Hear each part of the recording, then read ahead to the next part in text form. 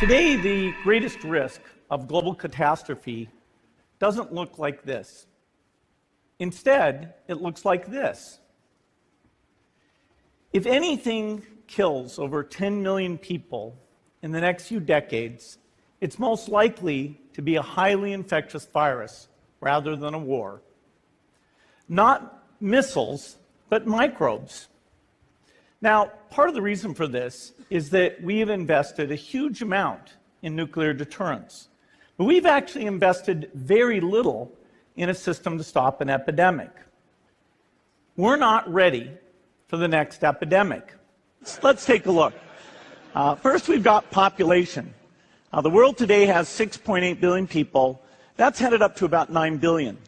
Now, if we do a really great job on new vaccines, healthcare, reproductive health services, we could lower that by perhaps 10 or 15%. But there we see an increase of about 1.3. New vaccines, healthcare, reproductive health services, we could lower that by perhaps 10 or 15%.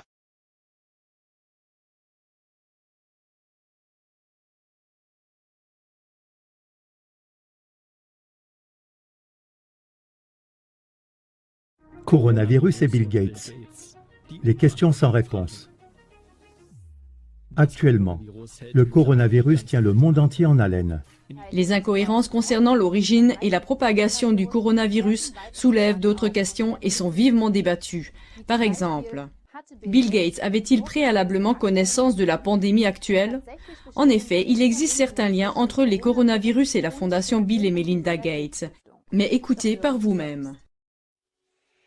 Premièrement, coronavirus est le terme générique désignant un groupe de virus sur lesquels différents instituts effectuent des recherches et des modifications génétiques. Le Purbright Institute, entre autres, possède un brevet pour un de ces virus. Cet institut est financé par la fondation Bill et Melinda Gates, entre autres. Selon des revues scientifiques, les brevets sont importants pour des vaccins potentiels.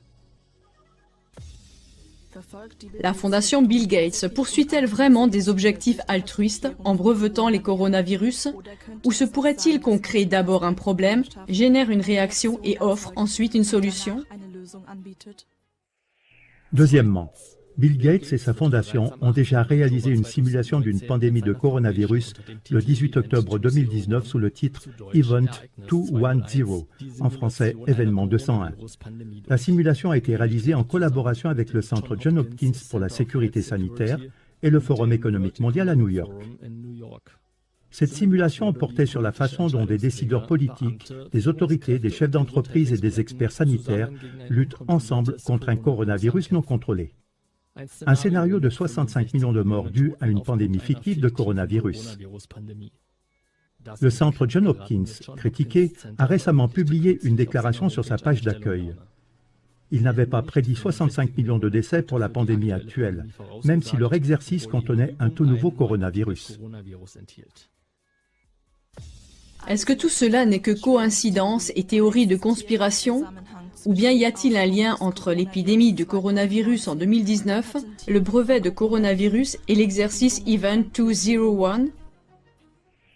Troisièmement, le 18 octobre, le jour même où la fondation Bill Gates a réalisé la simulation du coronavirus 201, la cérémonie d'ouverture des Jeux olympiques militaires de 2019 s'est tenue à Wuhan.